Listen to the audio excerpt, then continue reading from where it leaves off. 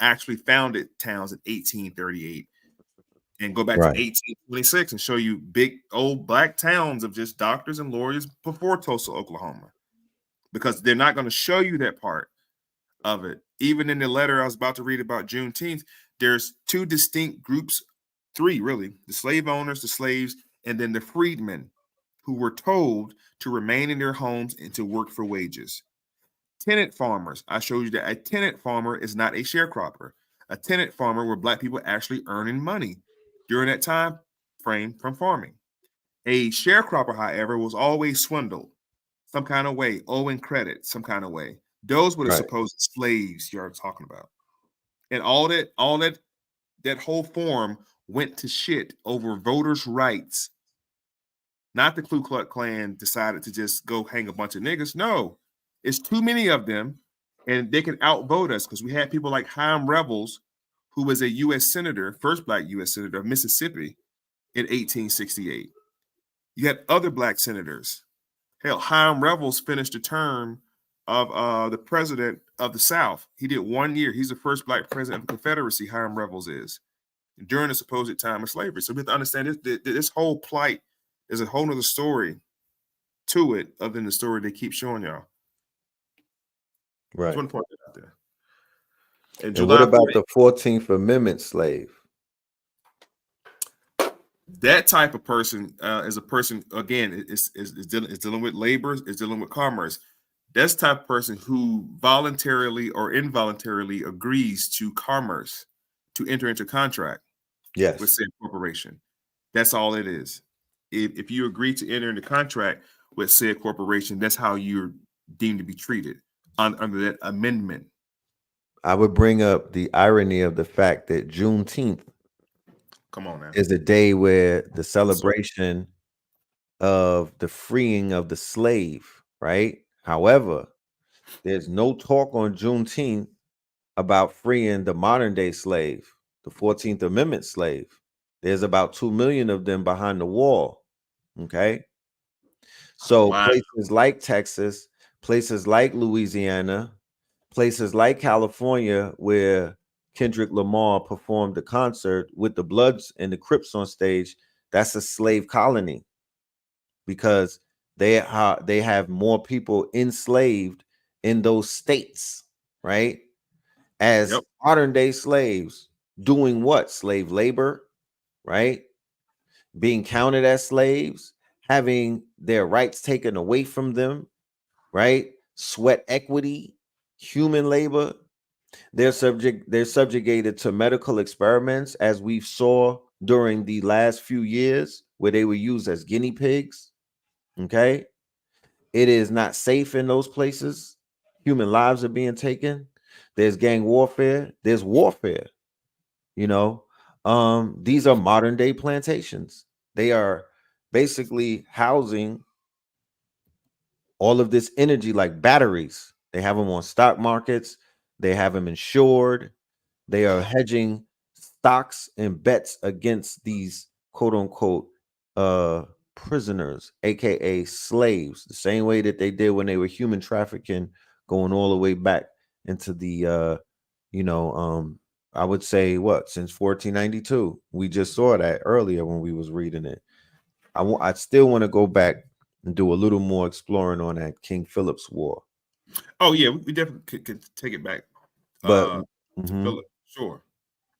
But we could also go into the I want to explore the slave ports. Oh my God. Yeah. So there's four major slave ports. Okay, according to the narrative, right? There's four major slave ports, right? So boom, New England, Boston.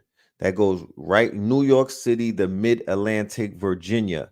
So when we have this story about King Philip's War, this is something that we all discovered at the same time today. The King Philip's War precedes the influx of African slaves into the America that creates what they call the plantation or the peculiar institution, right? King Philip's War was a war to take the eastern region from multiple tribes of Indians who came together as a confederacy to defend their land. And King Philip was defeated, and the prisoners of that war were enslaved and shipped away to where? The Caribbean. Yep. Okay. The Caribbean, you know? Hold on. Now, hold on a second. What was the largest slave port in North America? Nearly half of them, 150,000 people, had been brought through the country's largest slave port in Charleston, South Carolina. Yes. Now, what you're speaking on is something that I often spoke on as well. Hold on. When did the last slave ship arrive in North America? 1860. The schooner. See that? You guys got to know what a schooner looks like. A schooner is a very, very small situation. It's a Right. rowboat. There were no slave ships. Okay.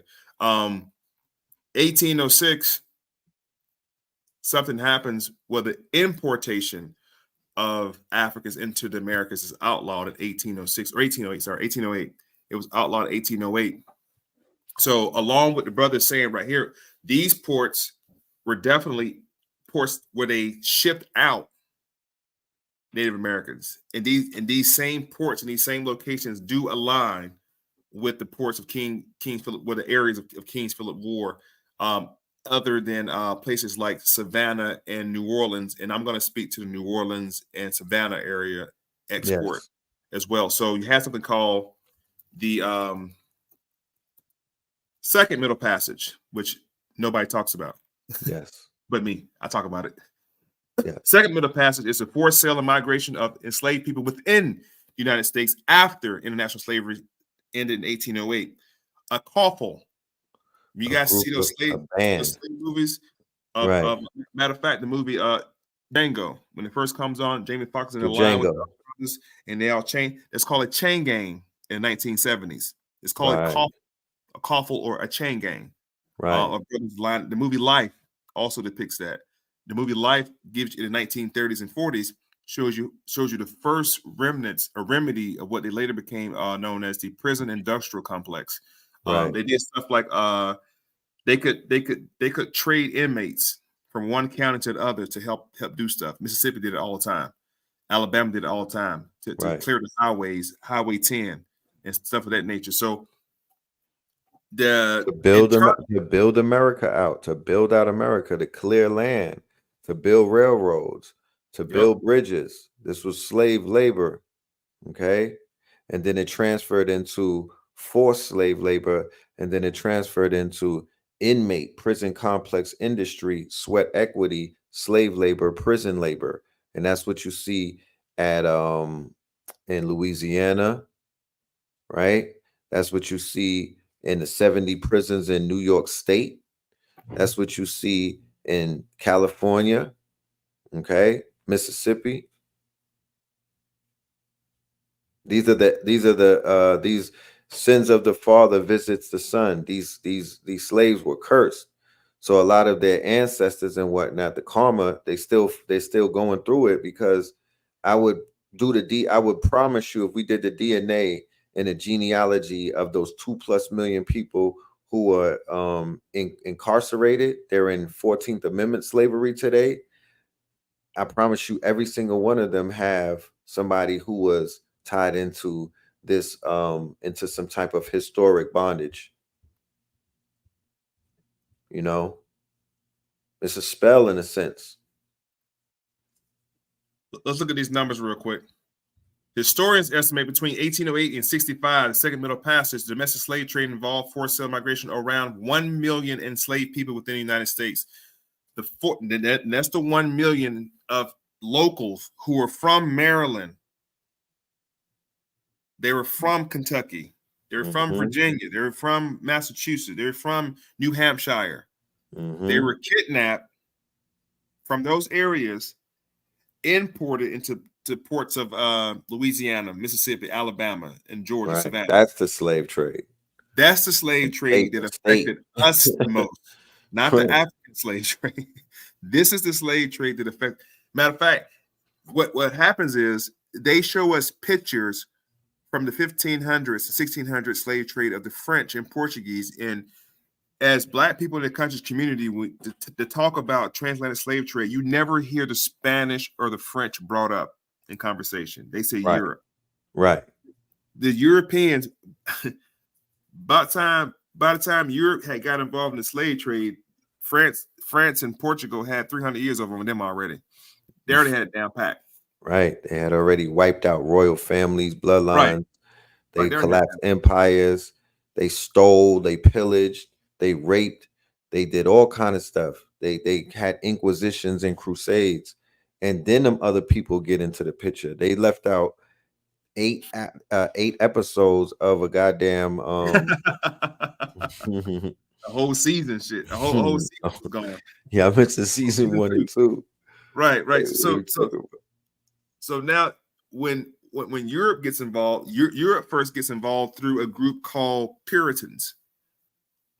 The Puritans decided that they no longer wanted to go under what was then known as Prince James, the King of Scotland. They didn't want to go under the subjugated beliefs, because what happened was the original King Henry VIII Bible got printed, and the Puritans was okay with that. When the King James Version got put together, all right, I know we say 1616, but that's not true. Okay, it was I use quotes published, because there was no printing press in Europe like that. The first printing press was 1493 under Johann Gutenberg, and the Gutenberg Bible comes out first. Let me show you what I'm talking about. And I'm making a point because these Europeans come to the shores of the East Coast of America under religious auspice, known as a pilgrimage, which was a holy Hajj to the Holy Land. They didn't go to Jerusalem. They didn't go to the Middle East. They didn't go to Africa. They brought their ass way over here to the real Holy Land, or what they called the Promised Land. This was going to be their mark to reestablish themselves as a people. North America was going to be their bounty. I already told you that they already had something in mind on North America by way of the Indica Terra Cavina. Nobody came to North America to colonize the coast. The French had already got Alabama. The French had Louisiana and parts of Texas, and damn sure that the Spaniards had parts of Mexico and the Mayan empires. I'm sorry, the Aztec empires. By the time Cortez got into the area, the Aztec were there, and the Aztecs post-dated Toltecs. Prior to the Aztecs were the Olmecs. Right. So they were a few hundred years shy of meeting the Olmecs. The Spaniards were. The original Olmecs, sorry. So now, dealing with the second Atlantic slave trade, this is the one that affects us the most as African Americans in North America. This is the pictures where they show the babies being ripped out of the mama's arms, and people out in the cotton fields and stuff like that. Don't let them show you the African movies and then switch scenes to cotton picking, because there's two different eras. Don't let them show you the African scene and then switch to Negroes running north for freedom. They were not running north for freedom. Brother Red Pill is from New York. In some kind of way, he got kidnapped and ended up in Atlanta. He know how to get back home. He about to go back home. And that's all they were doing, running back home. They weren't running north for freedom. If they were going to go free, they got on a boat and went across the ocean. If they weren't going to be free, they was going back home because they were from Washington, D.C., New Jersey, and parts of the North. Simple. Put in Lenape Moors. Lenape Moors. Lenape Indians, or Lenape tribe. Come on. Put history of Lenape tribes.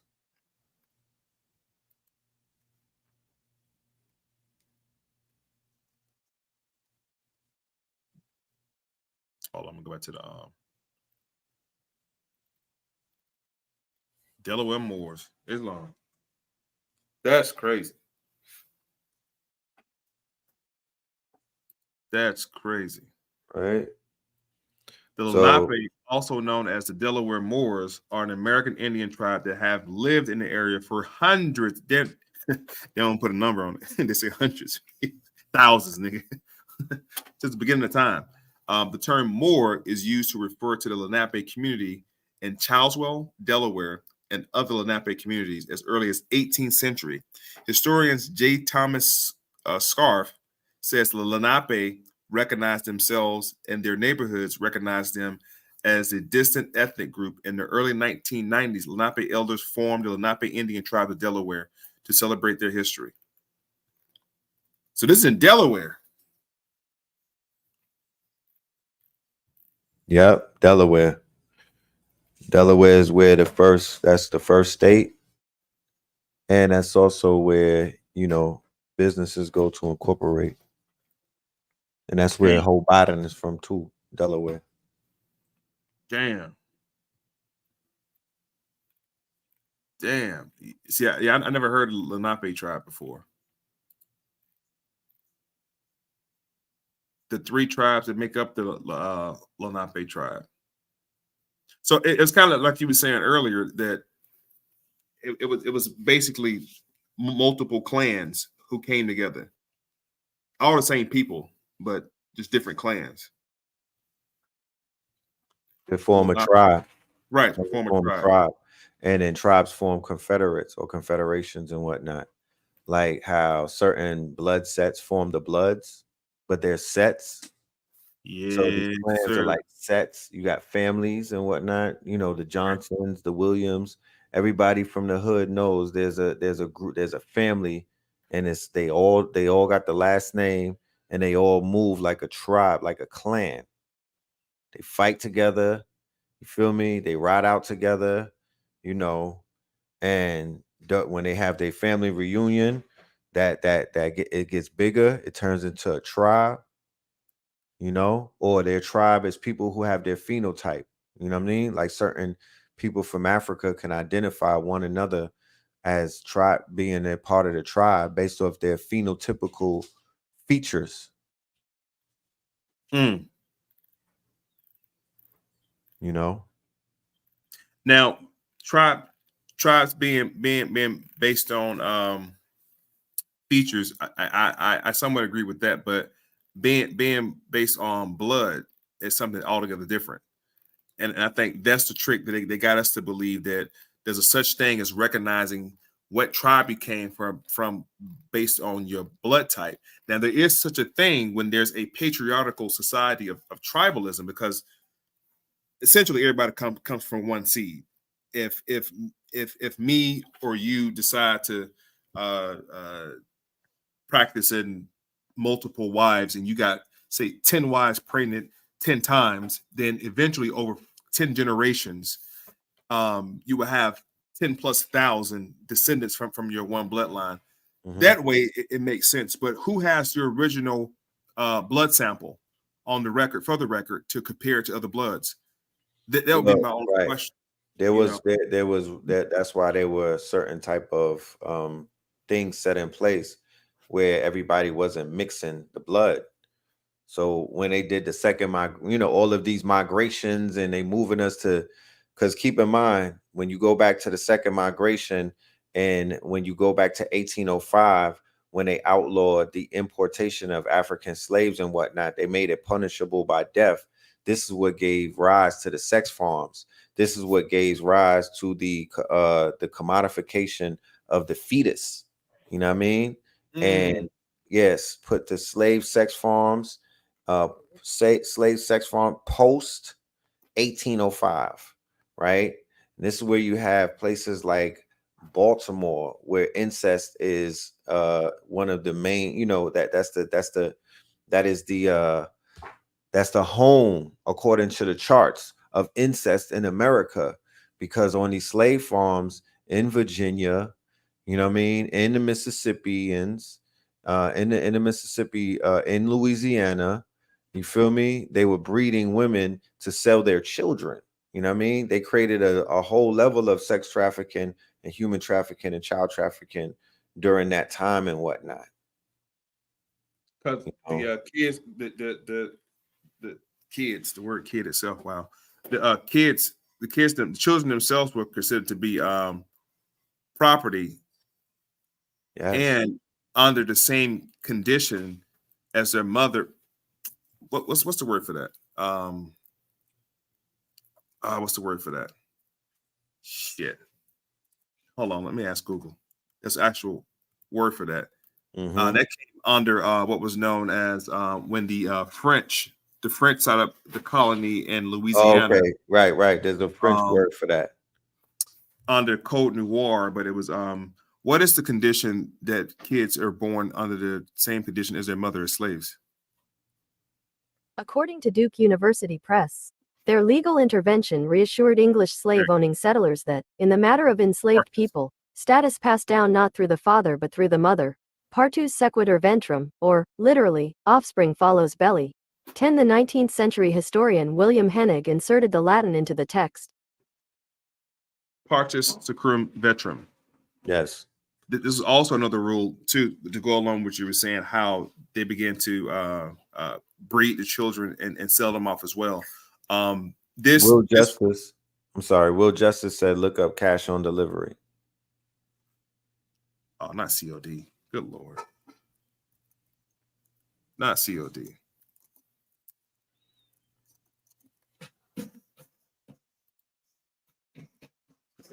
Darkest behind us right here. Okay, well, it just says it don't get into anything too hard. There's sometimes payable on delivery, cash on demand, payment on demand, delivery. Yeah, that's just COD. I don't see anything behind it. Yeah, you might expand on that. Yeah, you got to expand on that one, brother. COD, cash on delivery. But I know that gave way to the sex farms gave way to child labor. Child labor. And that child labor was often masqueraded. I'm gonna show you real quick as what they call Black orphans after slavery. There were an abundance of children after slavery too. Yes. After war, right? And these Black orphan, or what they call asylums. There you go. New York Colored Orphan Asylum. Were set up by Quakers. Remember earlier, I didn't continue my conversation because I got sidetracked by thought. But remember earlier, I told you that a group of individuals named the Puritans came over here on a pilgrimage. We call them pilgrims, but it's about 4 different groups. The Quakers are one of them, the Browners, the Puritans, and there's one more other group that came over initially to settle the colonies. Shortly after, a Baron company, Baron. These are European Lombards. They got together and organized what was called the Colonial Project. Yes.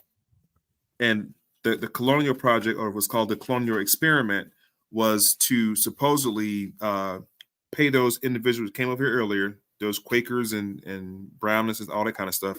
They paid them to settle parts of North America and see what it was like. And once they sent word back, it's okay, it's decent, it's livable, right?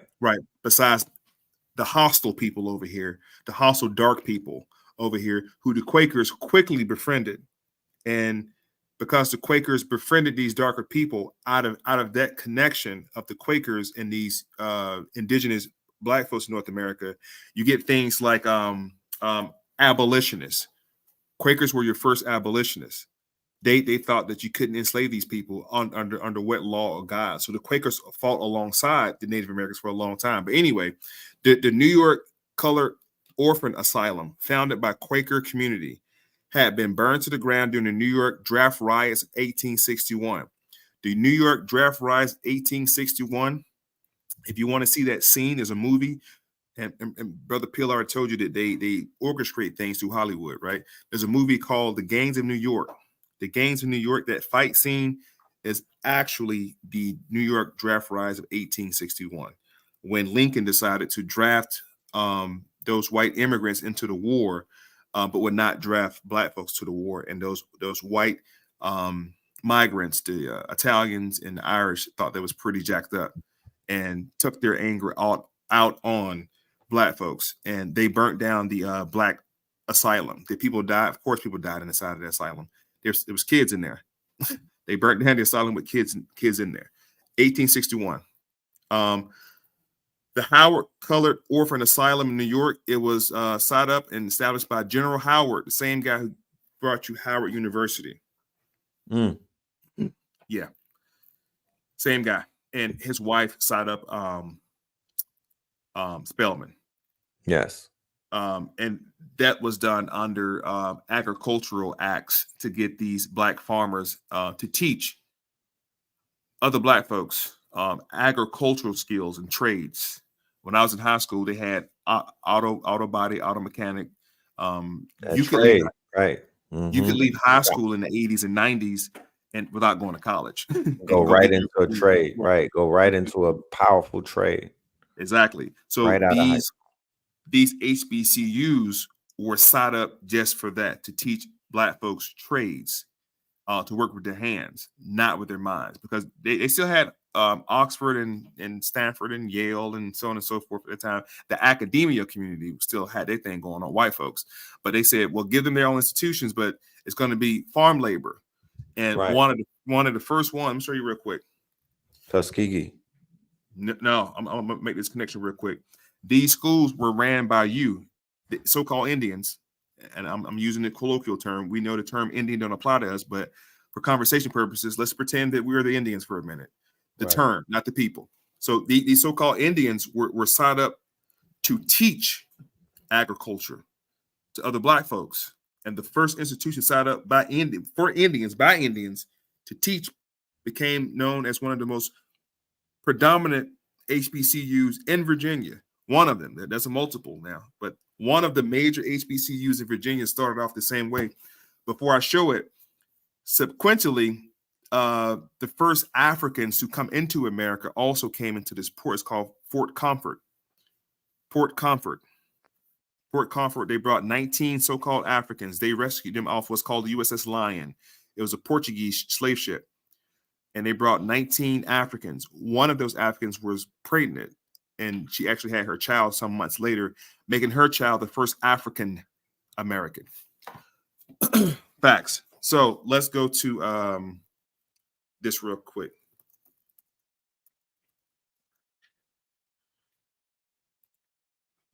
I already got it in my Google search. It's crazy. 1890 HBCUs were created using federal funds and support provided by the Second Moral Act of 1890. Now, this legislation itself also comes off the heels of what I showed you earlier with that 40-acre land grab under the U.S. War Department, aka the Freedmen's Bureau. Yes. This is also a part of that too. This legislation aimed to encourage blacks to attend college and major in science, mechanical, and industrial programs, particularly in the field of agriculture, not to go be lawyers and doctors and work with your brain, but work with your hands. Okay. And one of the first ones was what we call today Hampton University. Hampton University. According to Wikipedia, Hampton University is a private, historically black, research university in Hampton, Virginia.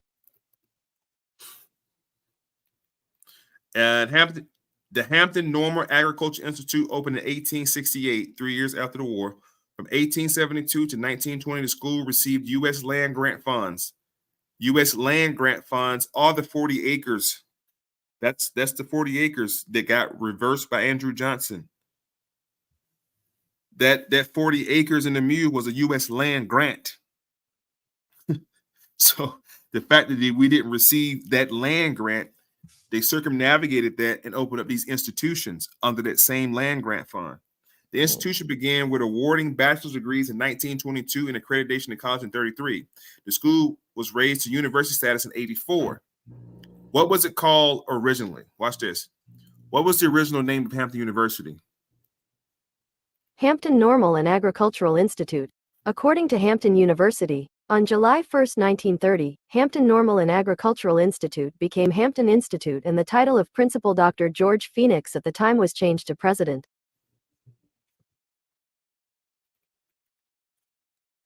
It says the school began accepting Native Americans a decade later in 1877. 1923, it had educated almost 1,400 members of 65 Indian tribes. I wonder what 65 Indian tribes in 1930. Because this Right. is the HBCU. So it's a dead giveaway telling you 65 Black Indian tribes attended Hampton University. And keep in mind, we're talking about Virginia. These are the same states where the forced migration takes place, called the Trail of Tears. They're taking Black Indians, melanated Indians, off of their land, and they're marching them to Louisiana, to Oklahoma, and to other places, right? And they're taking that land, and they are pillaging that land, taking the mounds, breaking the mounds down, gridding the mounds, taking everything inside of the mounds, sending the children to what they call Indian schools, right?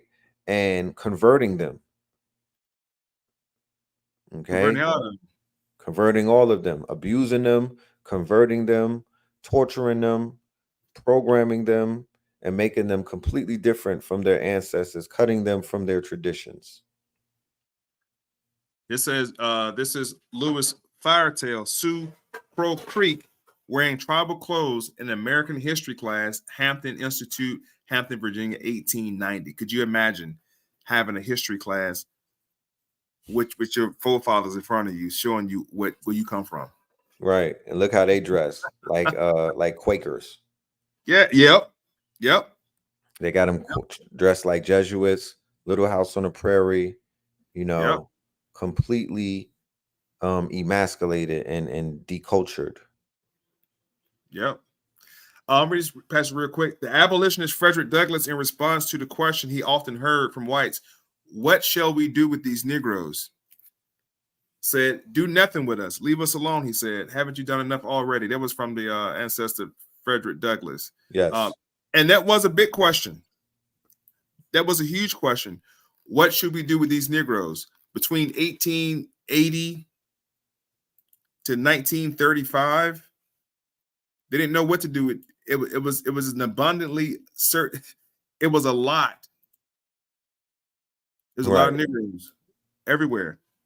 They know what to do with them. So I'm gonna bring up something real quick to show you, see if you know about this. Hold on, it's not this right here, but look at the logo for Hampton University. It's bales of cotton and a plow and books.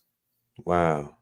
Yeah, that's the Hampton. Now it ain't just Hampton University. You got Fort Valley University, Tuskegee, and several other HBCUs that are all agricultural schools. Nothing to do with earning, any kind. Well, you do get your credentials. Let me not say that. But the origin of it was just a trade school, y'all. It was never meant to be a university of sort to where scholarship comes out of it. That's why anybody went to Princeton or Yale would probably frown at the fact that you come out of HBCU thinking that you know what you're doing. It was just different levels. They understand the history of Hampton University, and those schools were for agriculture, for your forefathers to learn how to spread the information of harvesting. In fact, one intricate individual, George Washington Carver, was huge at Tuskegee. Like Very for the huge. programs. I mean, he didn't go there, but for the programs, Tuskegee, George Washington Carver, who was probably the brainchild behind what we know now as the USDA, right? Department of Agriculture. We were the first ones to understand agriculture, which goes to my point. Africans coming to America wouldn't know how to plant cotton. They don't grow cotton in Africa. They don't know what to do with that. But these people who've been around cotton their whole life understand how to grow cotton, how to pick it, Tobacco, how to do it. Right. Corn. All of it. Right. There they go right here. Look at these babies. That's crazy. And that's the same thing that they did in Canada with these Indian boarding schools, where they were discovering mass graves over the past few years. Okay. So wait a minute. You said mass graves in where? Canada? Mass graves in Canada, Indian, put mass graves found in Canada, Indian schools. God damn. And then we're gonna really show something. The connection to the throne. What Indian friend? Can't spell India.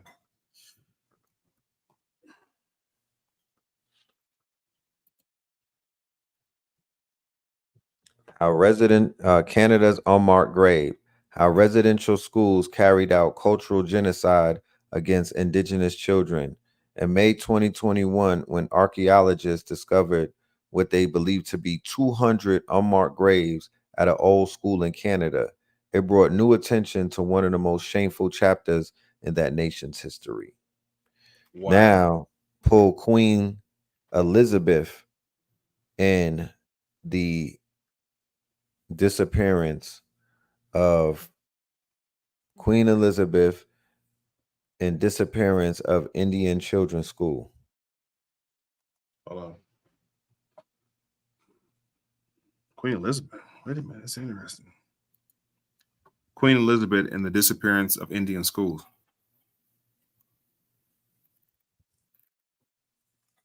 Oh, they saying she wasn't involved. Yeah, you know they would have to put that on the on Google and whatnot, right? CBC. That's USA Today talking about fact check. So that's their way of sanitizing things that everybody knows in the age of the internet, where they have to basically debunk or they have to try to say, no, that ain't true. But there's whole reports on that, right? There's an investigative report of the children being led away by the queen and never coming back. And then they're finding mass graves. They found 200 mass graves at one school. That was one school. It was a lot of schools out there. Watch this right here, though. Here's another one. Mm-hmm. Wars, and we can go to wars all day. Out of the Dakota War. Out of the Dakota War. Yes. Abraham Lincoln orders the lynching of Native Americans. Yes. Is it right here? Yeah. Yep. A couple hundred of them too. Those was warriors, similar to what they did to out of Germany, Saint Maurice. You know, Dakota War, Knights Templar, the Sioux Uprising. Mm-hmm. So we giving y'all almost all of the 100-year Indian Wars, but we gave y'all a couple different Indian Wars to take a look at. But I want to jump over here real quick to deal with this, because this is why we're here. Hold on, is to deal with this Juneteenth thing, just for time's sake. All right, so now that we done showed you the wars, the people involved in the wars, what led up to the wars, and who those people really were in those wars. We had nothing to do with no red man Chief Tonto situation at all. That was us. We showed you the second Atlantic slave trade of us again. We showed you the war of King Philip's War, or Chief Metacon, being exported. Millions of people look like you got exported out of America down to the adjoining islands in Central America, most of the adjoining islands, because that was the time of harvesting sugarcane, and they wanted to make their rum. To this day, they're still known as the #1 rum distributors throughout the world. Right. Sugar was like cocaine to Europe. You have to remember sugar, spices, oils. Europe was deprived of these things for a long time. In fact, we still pick with white folks to this day. We still pick with them about seasoning their food today. They just discovering spices today. Right. You feel me? They just got on board with seasoning. They just got on board with seasoning, y'all. Promise you. So, General Order number 3. This was the announcement read out loud to the individuals on the plantation in Galveston, Texas. This is what they heard. Okay. And I've done this quite a few times before, but I don't mind doing it again. We're going to read it slow. The people of Texas are informed that in accordance with proclamation from the executive of the United States, and there's a comma, so that means we have to stop reading for a second and reflect on what we just said. The people of Texas are informed that in accordance with the proclamation from the executive of the United States, they're talking about Abraham Lincoln. They say in accordance to his proclamation, and notice they address him as the executive of the United States because Lincoln did not make the proclamation Right. from the seat of president. He made that call as the commander in chief. The president has the right to do that. He can operate in capacity as the president or operate in capacity as the commander in chief. What's the difference? Good question. As the commander in chief, all military branches come under his authority. They already come under his authority anyway, serving in the military. Our ultimate CEO, commanding officer, was the president. Whatever he say do, every branch is going to do that. In fact, the Marine Corps can be deployed without Congress. They work directly for the president. All right. So this was a war power act. Get it through your skull. This was a war, nothing to do with him being a great person and just liking black people and free. No, he was stop all that. Okay. No, this was a war power act to bring the South of the Southern states back into alignment with the Union. You have to remember, stop dividing these Europeans like they're different. These are the same Europeans from Europe. So even during the Revolutionary War, those are Europeans fighting Europeans. 1776 was Europeans fighting other Europeans from Europe. The Civil War were Europeans fighting other Europeans from Europe. This is not your war, not your call. Now, we was asked to join to help, but black people weren't allowed into the military to 1945, 48, 46, 42, 40s. The Tuskegee Airmen had to go through hell to even prove that they were good enough to even fight beside them white boys. So don't think this was our war, the Civil War. This was white folks fighting white folks from Europe. Facts. Now, Lincoln makes an announcement and says they're free, but Lincoln never freed the slaves in the Union. I'm going to show you that. At the same time, he's making that proclamation. He never freed nobody above the Mason-Dixon line. It was everybody below Virginia. Virginia was the capital of the South. In Richmond, Virginia, the White House is still there today. And they use it. They use it as their corridor to hold their meetings. The governor, everybody meets there in the White House in Richmond, Virginia. So Lincoln said everybody below the Mason-Dixon line, or was known as the Black Belt, everybody below the Black Belt, you're free. It was just an announcement.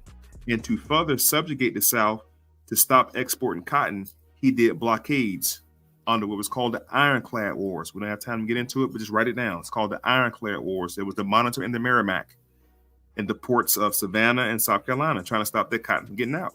The South was blowing right past the North, but the North was in cahoots with with Europe, because Europe had entered what was called the textile industry. Europe had entered what's called the Industrial Age. So Europe had their Industrial Revolutionary Age, but Europe was processing all the raw cotton from the islands and the raw sugar from the islands in their companies. So those same stakeholders I showed you earlier, who set up those charters with those different states, those stakeholders are now pressuring the governors of those territories to bring into what's called an industrial age, or manufacturers or factories. Watch me, stay with me. Those same factories later became the catalyst in the 1930s, 1960s for Negroes to leave the South yet again to go work in factories, GMC and so on and so forth up north. The North has always been ahead of the South when it comes to technology and factories. That's why they think we're slow. They think everybody from y'all slow down there. No, y'all just ahead of the curve because Europe got to y'all. The North was the heartbeat of Europe. The South wouldn't come alongside. Let me continue real quick. It says this involves an absolute equality of personal rights and rights of property. They're not talking to the black folks. They're talking to the slaver. They're talking to the what do they call them? A planter. It's called a planter. This is for the white planter. This involves, meaning this is the executive order. The executive order involves an absolute equity of personal rights and rights to property, because those white boys had already got promised the right to what? Life, liberty, and the pursuit of property. The pursuit of happiness was added later. Life, liberty, and the pursuit of property. They were already guaranteed their property rights. So that's why they treated black folks as such, because there was their property. In the movie 12 Years a Slave, he makes that clear. He said, they're my property. I do as I please with them. White people are dead serious about don't play with them and their property. They will take your head off about that. That's the only thing they were guaranteed was life, liberty, and pursuit of property. So it says This involves absolute equality of personal rights and rights of property between the former master and slave. So write this. Those are two people. A lot of y'all heard me do this before. Those are two people. The former master is the one person, and the slaves. There's two people we're addressing so far. And the connection herefore existing between them become employer and hired labor. Did y'all catch that? We're no longer going to say slave master and slave. We're going to say employer and hired labor from now on. So the fact you got Juneteenth off, your slave master gave you the day off, according to the letter that was written for Juneteenth. That's why I'm telling y'all celebrating. Have y'all read the letter yet? That's crazy. Now, here's the third person, the third group of people right here. Period. It says the freedmen. This is the third group. Now, the freedmen are not the slaves. The freedmen are not the slave master. This is a third group that are being addressed in this letter. The freedmen are advised to remain quietly in their place of residence, in their present homes, and work for wages. I asked myself the question, what were the slaves working for? If the freedmen were getting paid, a wage is a payment. So these Negroes were not slaves. They got paid. So to ask yourself, how many freedmen were there versus how many slaves there were in that time period? And the numbers are staggering. The numbers show you that everybody was not under slavery. I know in our mind, we think everybody of color doing 18 anything were in chains and shackles. That's not true. It was a small group of us who were under what was called enslavement. There were a small group of us who were uneducated. There was a small group of us who were, misfits. And 300 years from now, they can tell the same story about 2024 in Atlanta, Georgia, in Chicago, in LA, in New Jersey. Throughout the entirety of the United States, they can tell the same story of a group of Negroes who were lazy, they didn't work, they stole, they sold drugs, they were criminals, they had no education. Then they can show a film, if they chose to, of another group of us who actually worked for a living, who got homes and got kids and got cars and got money. They're not going to in this narrative of slavery, people, I'm going to keep saying this, y'all get in your mind. In the 1800s, they're not going to show you the Tyler Perrys and Oprah Winfrey's of that time. They were around. I can show you Hiram Revels. I can show you 10 black slave owners during that time, too, who had hundreds of slaves. They're not going to show you that. They're going to keep in your head through what's called psychoneurosis, which is the mental conditions of Negroes suffering with their collective presence around the foreigners. They believe, y'all think how they think, y'all look how they look, y'all talk how they talk. This is a narrative. So I showed you the master, I showed you the slave, I showed you the freedmen. The freedmen got paid, obviously. The condition, they no longer say slave master and slave, they say employer and hired labor now. So now those same slaves who just got told they were free in Galveston, they still stayed there and worked. They didn't go nowhere. Those same slaves that stayed right there in Galveston, Texas, who were never free, ask people who celebrate Juneteenth, are they familiar with the Fugitive Slave Act, vagrancy laws? Because you was just a slave today, Red. I come tell you, you're free to go. Get off my property. Now you ain't got a pot to piss in or a window to throw out of. You right. Take off walking now. I just got you off my plantation right downtown Atlanta. Get off my plantation. Right. You start walking toward Decatur. A white boy come along this truck and see you walking and stop. Where your papers at? What papers they talking about? They're talking about your freedom papers. What were freedom papers? They were manumitted paperwork. Manumission. You were either manumitted or you were never a slave in the first place. Right. Those are the only two categories. So how did these small group of people become enslaved? Poor education. If you were caught with no ID or no money in your pocket, you would be locked up. This is corporate punishment or judicial circumstances.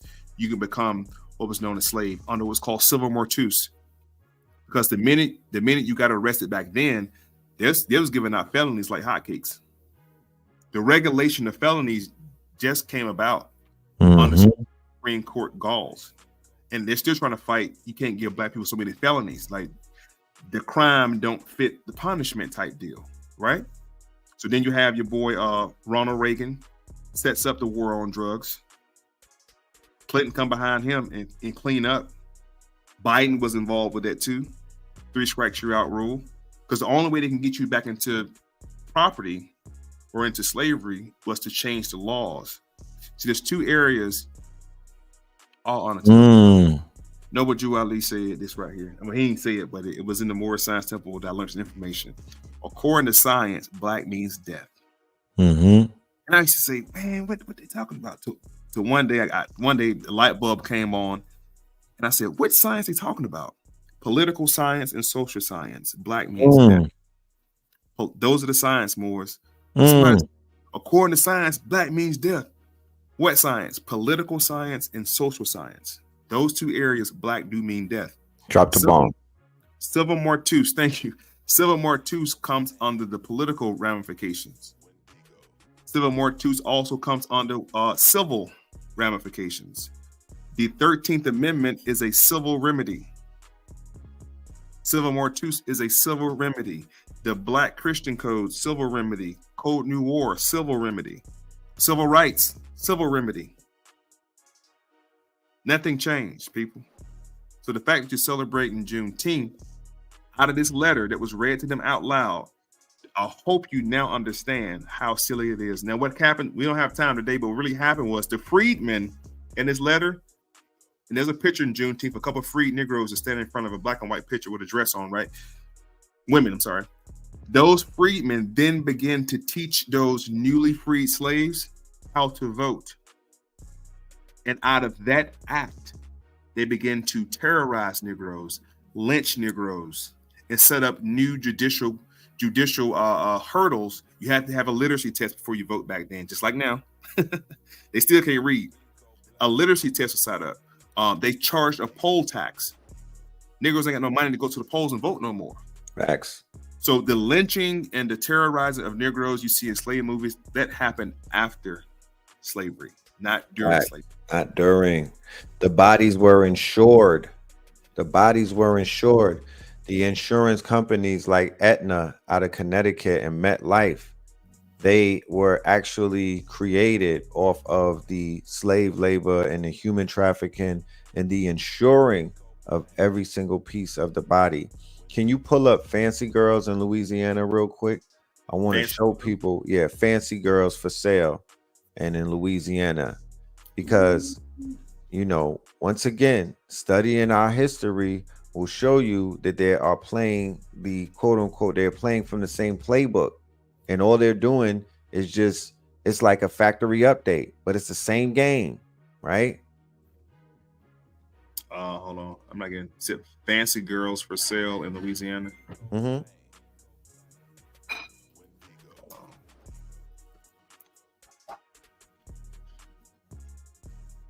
Because we were going into the four slave ports. I see it. Natchez, Mississippi. Hold on. Yeah. Crazy. So the Fancy Girl was the most expensive of the slaves. Okay. She was considered to be the top dollar. You know what I'm talking about? Young and usually light-skinned, these black women were purchased explicitly for sexual exploitation at rates 4 to 5 times the price of women field laborers. Okay.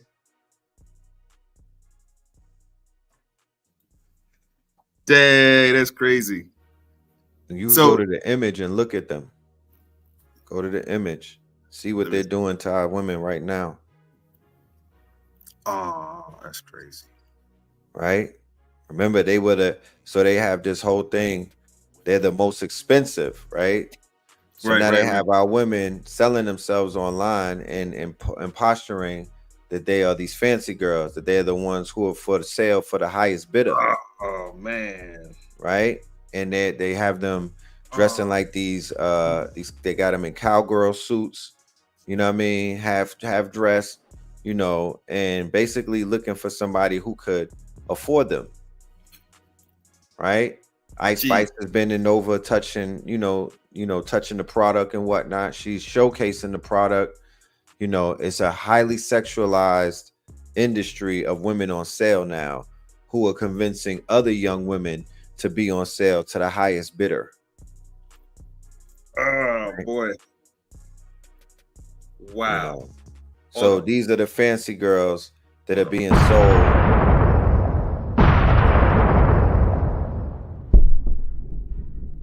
the bet on our women, y'all.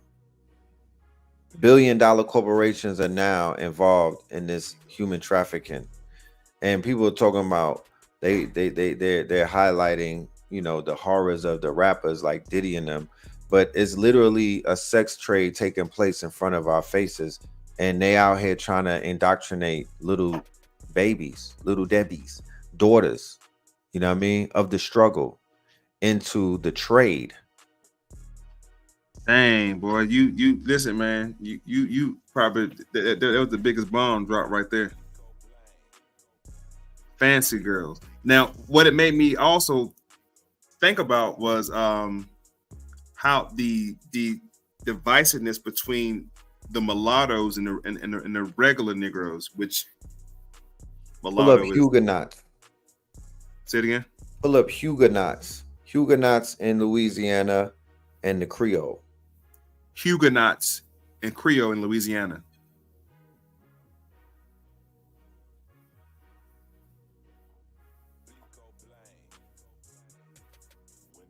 Click on that first one, a Creole Huguenot. Where? That was the first one.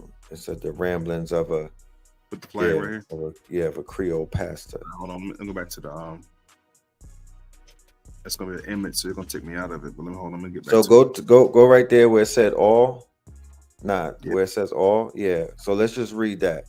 Protestant immigration to Louisiana. Okay. So when they knocked off the French, right? When they had these rebellions and they were doing what? They were killing the French aristocracy, right?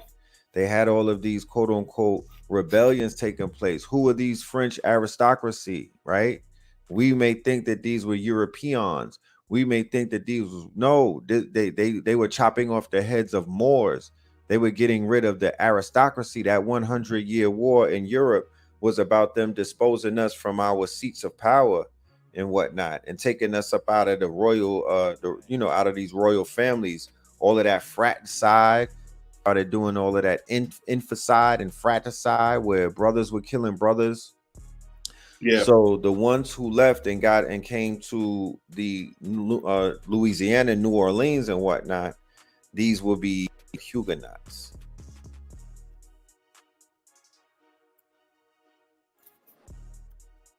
It said, hold on, let me get this going.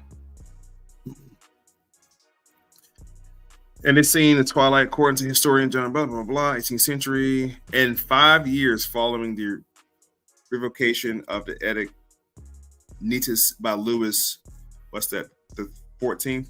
In 1685, the Huguenot population in France declined from 1 million to less than 75. That's a lot of people. That's a lot of people, bro. 75,000. Most whom converted to Catholicism under duress. So it was the conversos. It was the Moriscos. It was forced conversions. At the end of a sword. Well, you know what? That was the same thing with the supposed crusades with the Christians and the Muslims. The Muslims would say Islam or die, and that they didn't confess to Islam, chop their heads off, and then take off their red hat and dip it in the blood. Yeah. Wow. The Huguenots, immigrants traveled primarily to England, Germany, and Holland. Most of the Huguenots who arrived in British North America had immigrated first to England. Butler estimated that between 1,500 to 2,000 Huguenots came to America by 1700s. The American Huguenots, like the Huguenots, immigrates to Europe. So there's two different groups right here. That's why I say read. Y'all see commas, you have to stop because it's trying to tell you something. So the American Huguenots are like unto the Huguenots who immigrated to Europe. So there's two different groups of Huguenots. Yes. Quickly assimilated into their host community in Massachusetts, the same territories, bro. Yes. The same territories King Philip's War and 1700s too. In Massachusetts, South Carolina, Massachusetts, South Carolina, New York, the colonies to which the majority of the Huguenots migrated, many attained material success and married outside of the church. Butler blames the disintegration of the Huguenot communities, in part to the incredible pathology of the 17th century French Protestantism. Right. The Huguenot clerical were poorly prepared to exercise an instruments of the church, government, and exile. The French Protestant church. Mm-hmm. And the court. I want to point out again They're protesting the church. I'm sorry. They're protesting Babylon. The Protestants is the protest. They're protesting. There's the great schism or the great ism. The first one, you have the Russian Orthodox or the Greek Orthodox. That's who Putin and them are. That's who they follow. And those are the ones who will show you the Black Madonna and the Black Christ.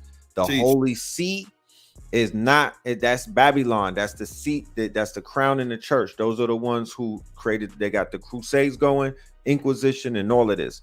The Protestants, Calvinism and all of that, the original Martin Luther and all of them, those were the protesters, okay? And they were persecuted.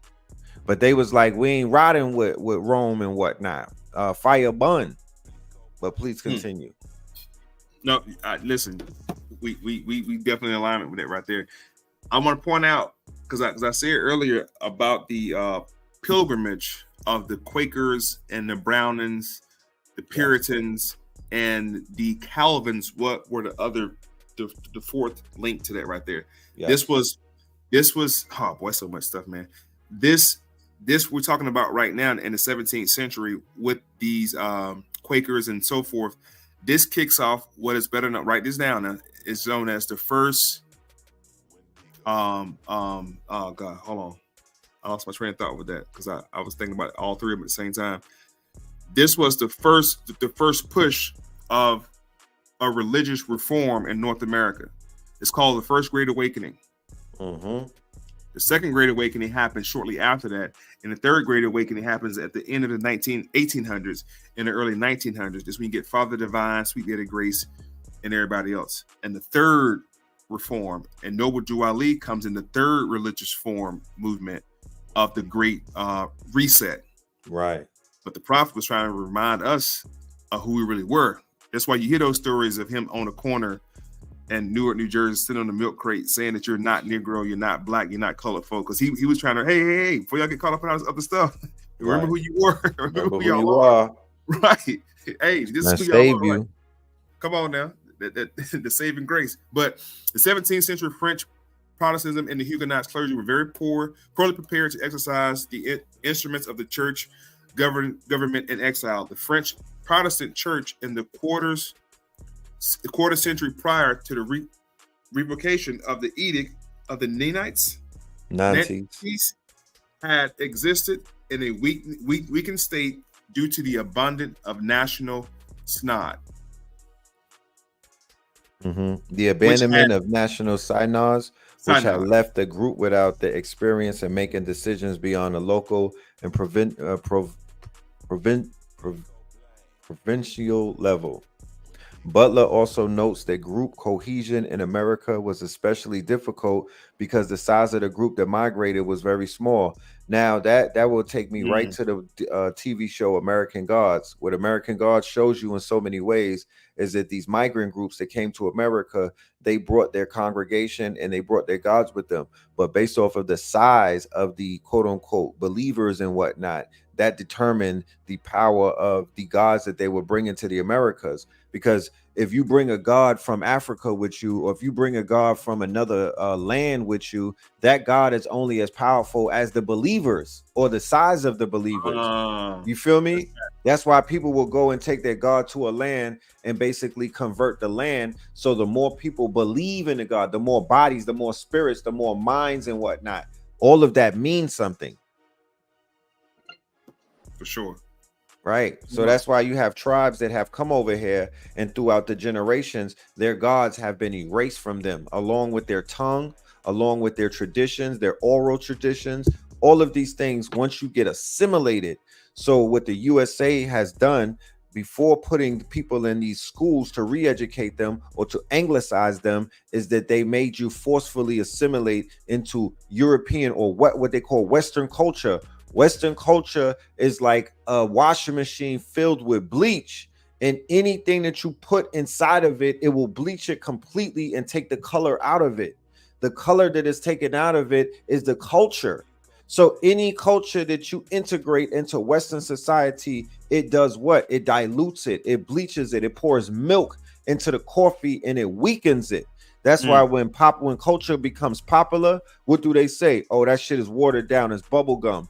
When melanated people integrated into westernized culture post 1960s, we became weaker. We became lost. We became really the lost tribe. We became less potent. We were more potent in the 30s, in the 20s, in the 1800s when we had acres and upon acre. We were landowners.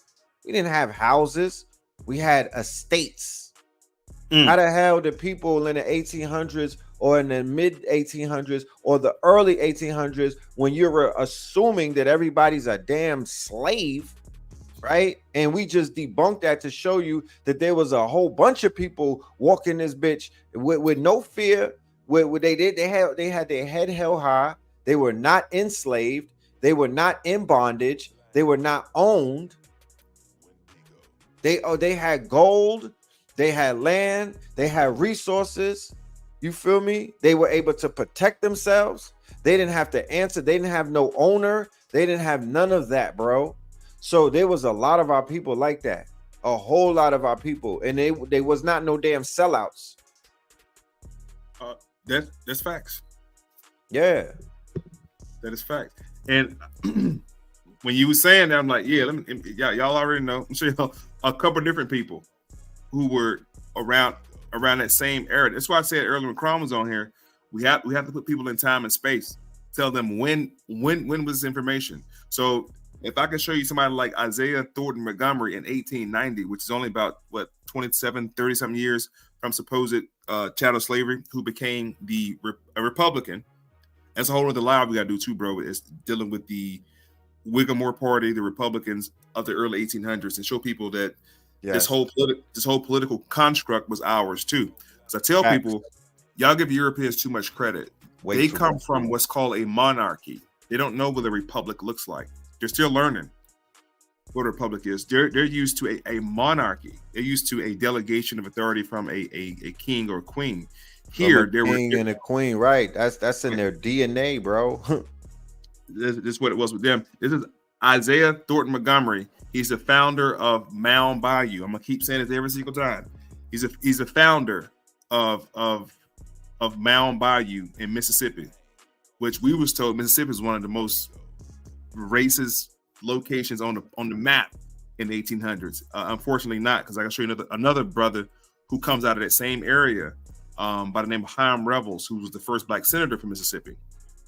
He participated in the 1890 Mississippi Constitutional Convention as a delegate for Beaufort County and voted for the adoption of the state constitution that effectively disenfranchised black voters for decades, using poll tax and literacy tests. This is what they was trying to do out of the Juneteenth Jubilee. The first Juneteenth Jubilee was to encourage newly freed supposed Negroes to vote and to get them registered to vote, because black politicians who were part of the Boule Society, along with your boy, what's his name, W.E.B. Du Bois and all them, needed them black votes, because black people actually had political seats and political power. How that got lost over time is just, they were already out from the beginning. Like you said earlier, we're dealing with people like Diddy. They were the gatekeepers. It was a change of guards. The change of guards happened with people like Jesse Jackson and what's the other name, Al Sharpton. They were the guards. Mm-hmm. Now we don't have anybody supposedly representing the black interest. They never represented the black interest in the first place. They got bought out a long time ago. They're raising up new coons. They're raising up new boules. It's happening right in front of our faces. They are deputizing, and they are pushing certain people to the front. It's going to come through entertainment. It's going to come through these social media movements and these they're doing it. Yeah. I'm watching them. Yeah, it's all coming. So this 1890 legislation from the Mississippi Constitutional Convention now said that Negroes had to pay a poll tax and literacy test. This is 1890. This is only 20-something years, 30 years barely after 1866, Galveston, Texas, which is our inheritedly holiday of Juneteenth.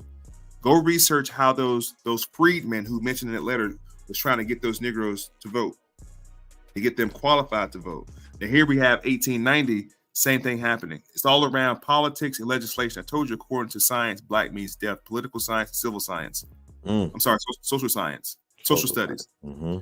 Same variant. So Isaiah T. Montgomery, he was let me show you who he was.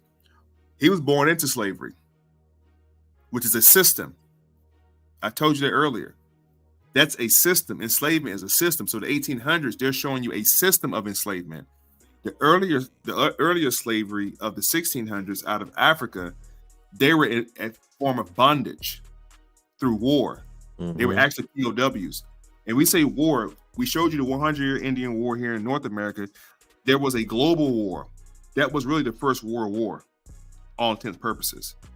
That was the first time countries from overseas declared war on nations on this part of the land and came over with the wrath of God. And when they couldn't persuade the natives, that's when they released their goon squad called the conquistadors. Facts. When the conquistadors had one mercenaries. It was no negotiation. They came here. Those were mercenaries. They sent in the ops first. That was Lewis and Clark and everybody. There weren't no explorers. Cortez was no explorer, no surveyors. Right. Those were the ops. Scouts. Yeah, there were scouts to come on. Right. What tribes over there? Go learn their language and come back. Right. Columbus came 4 times over here. I tell people on the second trip, he had a man by the name of Ponce de Leon with him. When he brought Ponce de Leon set up St. Augustine in Florida to lay claim to Florida as Spanish territory, and he became the governor of Rich Port, that y'all call Puerto Rico. Once they had the stronghold on Florida, they had no interest in Georgia and Alabama, Georgia and the coast. They had no interest of what's called the Gullah Sea Islands. Their interest was in the heart of Central America, North America, because they heard about the land of gold. Right. They the were only chasing thing, those tails. Yeah. But then let's go to the gold rush in Georgia.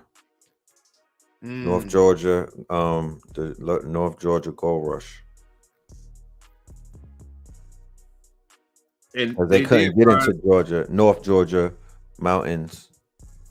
They couldn't get into Georgia like that. You know what I mean? But once they pushed through, it was on and popping. Henceforth, why they started, they found that after they cleared the land. You know what I mean? They wasn't able to touch that before they did the Trail of Tears. So when they got them up out the land, then they were able to find mountains of gold, which Noble Drew Ali talks about. That's crazy. Right? So we got red clay in Atlanta because the land is full with gold. This is before they found gold in California. They struck gold in the North Georgia mountains, call it the Georgia Gold Belt. You feel me? That's crazy. Okay, so by the 1840s, gold became difficult to find. Many Georgia miners moved west when gold was found in Sierra Nevada in 1848. Started the California gold rush. Since 16th century, American Indians in Georgia told European explorers that small amounts of gold which they possessed came from the mountains of the interior. Some poorly documented accounts exist of Spanish or French mining gold in North Georgia between 1560 and 1690, but they are based on supposition. Yeah, supposition. Supposition. Okay, like they supposing it's hearsay. Yeah. Hearsay on the rumors passed by Indians, and it's something they would keep that quiet too. And summing up the known sources, W.S. Yeats observed many of these accounts and traditions seem to be quite plausible. Nevertheless, it is hardly probable that the Spaniards would have abandoned mines, which were afterwards found to be quite profitable, as those in North Georgia. Now look at the South. No, go back. North Carolina gold rush that they don't tell us about. Hold on. Okay, I forgot about DeSoto. I remember Cortez, but DeSoto. Hernando DeSoto, yeah, he was another one of those. You got Pizarro, you got Hernando DeSoto, You know, these are the ones. These are the conquistadors. These are the scouts, the man of war. These are the pirates. Mm. That's what He they led are. he led an expo in 1540. Came across a young native who showed the Spaniards how gold was mined, melted and refined. We don't show them. Oh, well, why we show We them didn't that? show them shit. Yeah. Isaiah Bird Suna, a former Cherokee chief, claimed his people knew of gold in the area as early as the 16th century when the Soto passed through in the region. 1799, gold was discovered in Columbus County, North Carolina. Remember, family, the word county means conquered land. I want to take just 2 seconds to educate people real quick. County means conquered land, right? And because these Europeans are coming from Europe, they come out of what's known as the feudal system or feudal law. Right. And within the feudal system of feudal law, they set up what are known as parishes or estates. And parishes, estates, counties, boroughs, so on and so forth. These counties or these estates are governed by a governor. We call them governors. So all 48 colonies, I'm not going to call them 48 states, I'm calling them what they are. All 48 colonies has an overseer called a governor. Yes. Then the governor passes out little pieces of paper granting land grants to counties to establish their territory. Now, the nucleus of the county is the municipality called a city or a township, which has to incorporate itself under the corporation of the state. So Georgia incorporated 1735, the county of Walton County, Greene County, Clark County, Fulton County were all established under that same charter. Not with the same date, though. So each city in every state has a different date, and that seal is usually inside the court somewhere behind the magistrate, to showing the corporate interest of that particular land. Facts. And this is all the corporate interest of the county, of the state. And the people who agree to do business within the county are located under a fictitious geographical code called a zip code. And under your zip code, you are never indigenous for the zip code. You only reside. You are a resident of the zip code. Right. And you agree to do business with them. 2 things the court don't tell you out loud. The court is under what's called presumption and assumption. They assume or presume you know what you're doing. All right. Just point that out real quick. Well, are we going through the different counties and cities and states? We're seeing that there's gold and other great soil everywhere. How did they get this stuff? If it was so many of us, how did they get it? We're showing you. They took it. Right. They took it. So wherever there's a 17-pound piece of gold, there's a lot more where that comes from. Okay. Wow. If you find you know how many goddamn bars of gold that is? 17 pounds. Yeah. That's unrefined. Now, yeah, here's something I do know. I know that Stone Mountain runs under the whole state to Atlanta. Crystal Mountain is what they originally called it. Crystal Mountain ends in Atlanta. And the city of Atlanta sits on top of the last quarry. I can show you now. Georgia is known for one of the hugest quarries, of course, in the country. Right. Let me just share. Let me read this, and then we jump on something else. The gold belt was extended north into Virginia and south into South Carolina, Georgia, and Alabama. So don't let anybody try to convince any one of you that if your ancestors come from these areas that ye are not rich. Don't let nobody tell you that you are some type of, don't let nobody lie to you. You come from a land that is naturally rich. Don't think that these lands had gold in it and our people didn't know for hundreds of thousands of years and just miraculously it popped up when some damn pale people popped up. That is not what was taking place. Okay? The people were not, they did not utilize overindulgence. It was plentiful. We did not live in lack. We are known as the haves and not the have-nots. The mentality that we have adopted is that of the have-nots. That's why we claim that our people have not achieved or received a true Juneteenth celebration. They're not liberated in the mind. They are still enslaved by falsehoods. The lights are out because of lies, because of falsehoods, and a plethora of psyops that are running concurrently. It's like viruses or malware on a system and whatnot. So we are the haves and not the have-nots. Ye are rich. We come from soil, mineral, and resource-rich land. Whatever's in the sky, in the water, and in the ground, right? What they call law, land, air, water. Oh boy, hold on, cuz. Hold on, man. You can't. You just be saying shit and be fucking.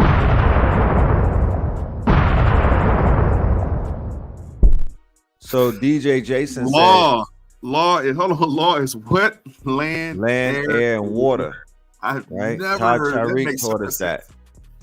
Yeah, That so makes so much sense. DJ Jason said, did they change the gold belt to the Bible belt? Exactly. Okay, exactly. So the gold belt miraculously changes into the Bible belt. You get the Bible, they get the gold. You get the Bible, they get the gold. You know? Show y'all something else they used to call it too. Right.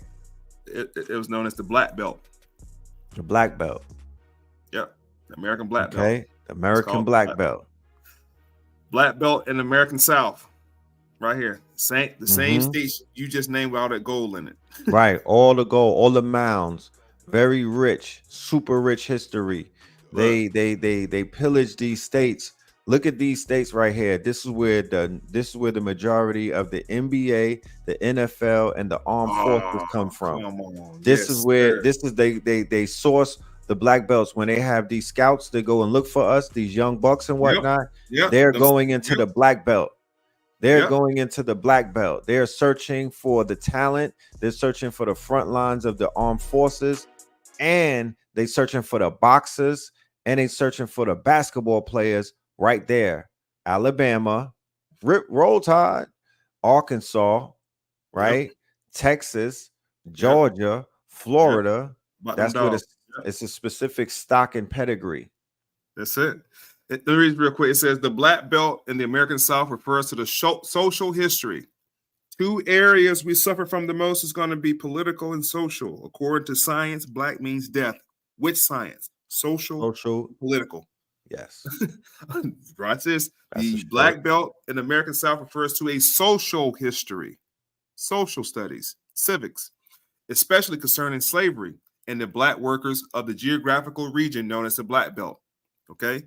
The black belt is just a real place, is a physical geographical term referring to roughly crescent-shaped geographical formation of dark, fertile soil in the southern United States. Keep in mind that soil is called black gold. Yep. That soil is called black gold. That soil is so rich, okay, and it's so fertile, right? Remember, Nana and them had 30 children. They was heavy on the coke, they was heavy on the watermelons, and they were heavy on the yams and all of these other things. Heavy fertility, right? Fertility goddesses, okay? Think Venus Waldorf, the statue, but then think Big Mama in them, right? Not only was the soil fertile, but the women and the men were fertile as well. They were producers. They grow produce. Whenever you grow produce, you reproduce faster. Why? Because you don't have to worry about where you're going to feed them children. You're growing the food.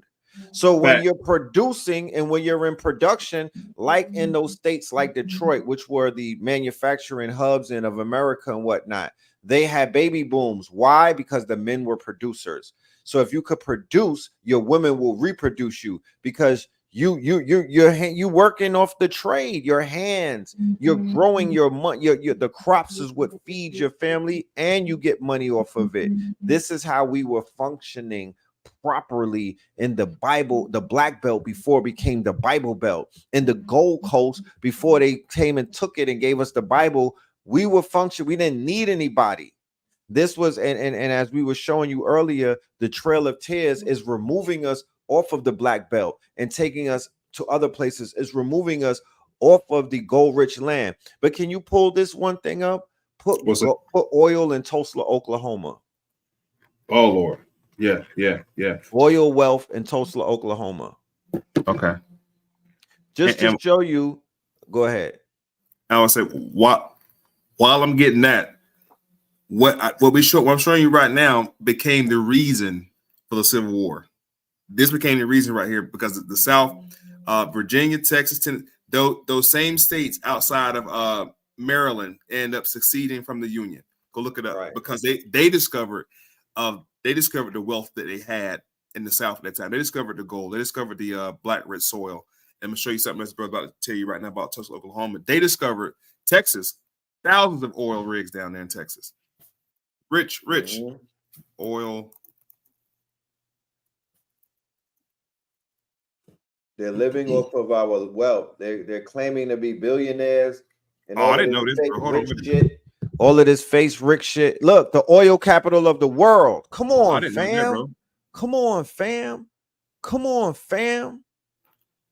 I did not know that, bro. So the land is so rich. Look at that. The land is so rich that they marched our people from gold and mineral and resource rich land. The land in America is so rich that they were taking us on a Trail of Tears and they marched us into Tulsa, Oklahoma, into the oil capital of the world. What's fucking with that?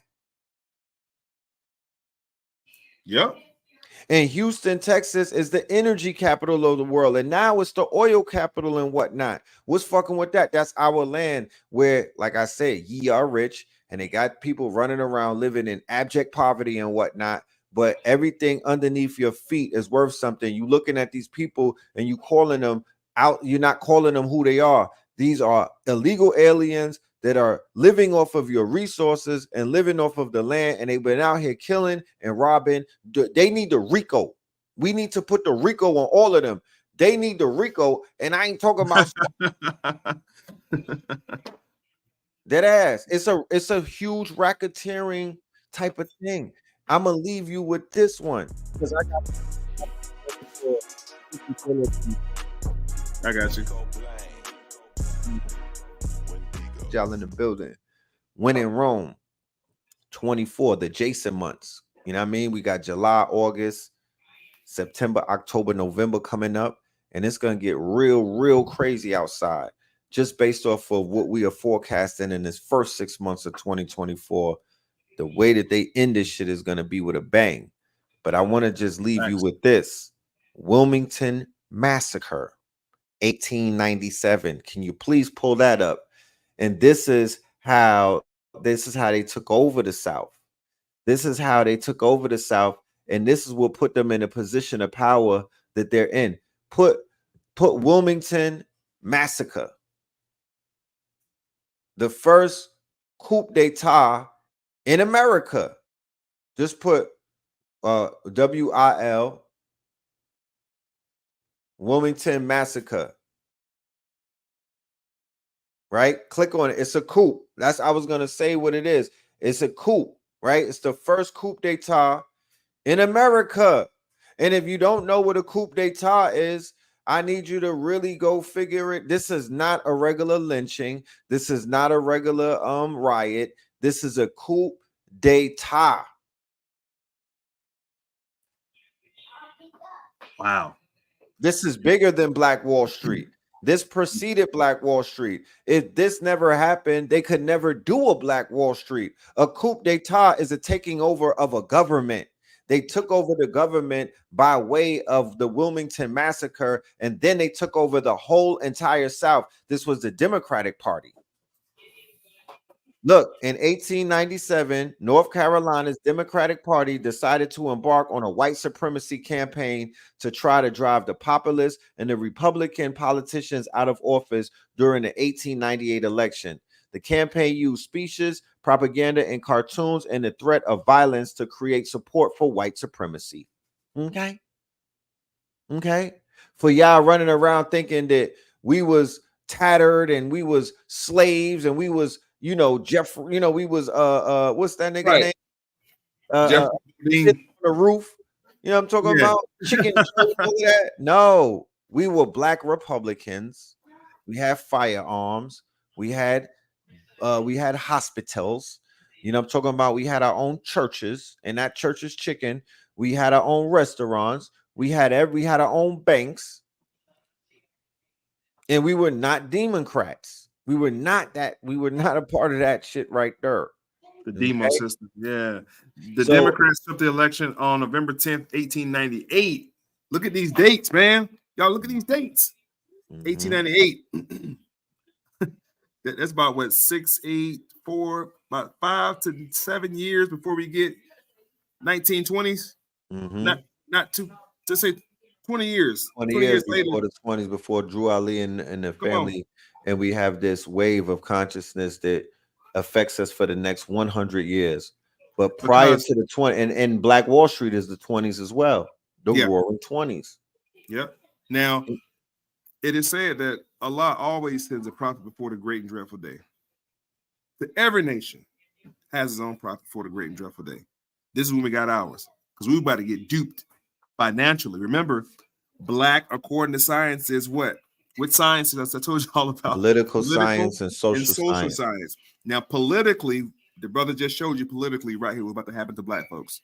Politically Politically is what happened. Now, your name is also about to get changed again, also, because remember, it's going to go from colored. I mean, sorry, from Negro to colored to black in the same time frame. It's about 1980. Then you African American with Jesse in them. That's the political ramifications of being black. Now, the social ramifications of being black also happens at the same time. You get Tulsa, Oklahoma. You get Jim Crow, which is a social construct. Right. Jim Crowism wasn't political. It was a social move. Social engineering. Come on, right. Man. This is what happened though. On November 10th, 1898, two days after the consent election, a mob of armed white men marched to the office of the Daily Record, our own newspaper. We don't have that no more. Vibe and Source magazine was the last version we had, unfortunately. Right. Shouts out to the Daily Call from the Nation of Islam. They still that's still going. Final call. Yeah, still going on. The local African American newspaper set it on fire. After burning the Daily Record office, the violent mob then took to the streets and on the north side of town attacked African Americans. An unknown number, I bet it was, of African Americans died. Other people, white and black, were banished from the city. And on the same day, local election officials were forced to resign and were replaced by white supremacist leaders. There you have it. Once referred to as a riot, these events are now widely understood to have been white supremacist massacres and coup. So the coup d'etat. A coup d'etat, which, according to your chat, a coup d'etat, the definition is a sudden, violent, and unlawful seizure of power from a government. It's a coup. Okay. So there was a coup that created what you know now as the Deep South today, right? Or this quote unquote good old boy network, the Deep South, the political apparatus of that. The political apparatus of the Deep South was created as a result of the Wilmington Massacre. Right. Now, when I pull up Reconstruction, right, you ain't gonna see nobody build nothing. You ain't gonna see no cranes, no trains, automobiles, no supplies, no wood supplies. They're not building anything. The Reconstruction was dealing with political ramifications of voting. This is the Reconstruction era. It's a picture from the Freedmen's Bureau. You see the Reconstruction because what the South looked like politically at that time frame, it looked like this. That's facts. We were the Republicans. We were the Republicans that ran the South. That's facts. Okay, whether you realize it or not. And when it comes to, I see somebody in the comments, Harlem was the 1920s. Well, the Harlem Renaissance more so. Yeah, I'm sorry. The Harlem Renaissance was the Mhm. 1920s. Before you even get into anything dealing with New York, you have to go here and deal with what's called Bedford Stuyvesant, which was the first black community before Tulsa, Weeksville. Oklahoma, Right. established. Mr. James Weeks established that situation. Facts. And It's called a Smurf Village now. watch this. Over time, Weeksville became both a safe haven and refuge from violence and oppression, and a place for African people throughout the diaspora to seek political, economical, and cultural dependence. By 1850, it had become the second largest community of free men and women in the pre-Civil War. The second one, Damn. and this is prior to Tulsa, Oklahoma. Prior, there They need were their own several communities. webisode series. Yeah, They need their own several. webisode series because if you in Brooklyn, if you in Bed-Stuy, you will not know that. You would that's a hood right now called Smurf Village. You would not know that Weeksville, right there in Utica, was the second biggest jump off. Watch what happens. What is Brooklyn known for historically? Sugar refinery, because the sugar that came from the islands had to be refined. Was the city largest single industry, but Brooklyn was also known for the site of ironwork. The ironclad battleship Monitor of the Civil War fame was constructed at the Continental Iron Works at Greenpoint, petroleum refineries, slaughterhouse, and so forth. So I told you earlier about the ironclad wars from Lincoln. The ship, the Monitor, was made right there in Brooklyn. Wow. The ironclad ship right there in Yeah, Brooklyn. because they got the Brooklyn Navy Yard. Come right? on, man. And right there where they're talking about it's ports and shit like that over there Watch in this. Greenpoint. Black stevedores. Right there. These are the port workers. You thought they were white? No. Right. They built the ships. They did right here. Right. Stevedores. These were your first, what they call merchant mariners. Right. Merchant mariners. Right. Because Dr. Merchant Sabi Marines. was a sea merchant. And you know what else? A lot of these merchant mariners or these colored stevedores were bound to the ship. Right. They were definitely, yep. Oh, that's how they got all them black people on the ship. They were workers. Yeah, I told you this whole slavery thing is about labor. Right. Well, So put white slaves and white slaves Muslim ships.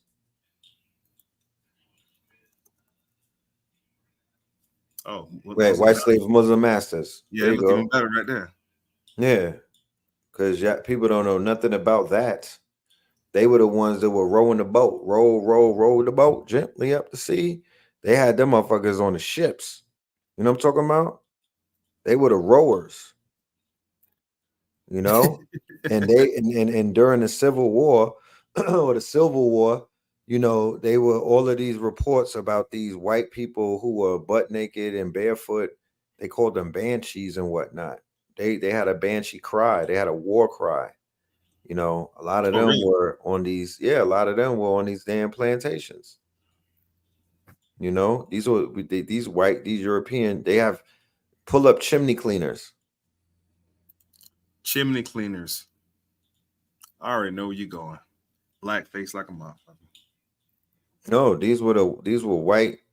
They was putting little white babies in chimneys. Yeah. Click on that one, the history of chimney cleaners next to it. Yeah. Hold on. So if they had so much damn slavery, why would they put their little children in a chimney to clean it? Who would put their child in a chimney if they was running plantations? It just don't make sense. Chimney sweeping goes back to honorable profession. Oh, it's honorable. It goes to 16th century England. The fireplaces date back to the early Roman times. Let me put children in there. Put Irish children. Master sweeps took in homeless young boys. That's what I was hoping I was going to see, because now we're walking towards that. Now we can go into the orphan trains. We're gonna get into the orphan trains, the Cabbage Patch Kids, the Garbage Pail Kids. Come on. And that's how white folks end up getting what was known as welfare, due to that fact. And those young boys and young ladies, young Caucasian ladies and young boys, were just running rampant through the streets of the city. Right. There were no black gangs at this time, family. Right. Click on images. There were no Crips and Bloods at this time. There was a lot of white gangs though. A lot The of Purple white. Gang, the Purple Gang. So what ends up Right. happening Murder gang. is they set up these outposts for these children to come work. There were no child labor laws. Look at this shit. They putting the babies inside the chimney with a rope to clean the chimney. Right. Good God Almighty. That's just one of the things that they were doing with them. Mary Poppins, the movie Mary Poppins. I forgot about that. Orphan Nanny.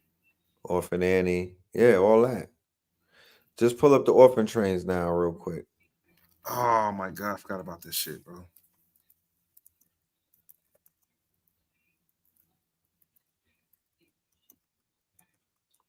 And it goes back to what I was saying about serial killers and things of that nature. This is this era right here where all of this was born. You know what I mean?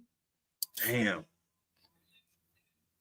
So how the hell do they got orphan trains in a time when these people are supposed to be civilized? Oh, they supposed to have slavery wealth and all of this cotton wealth.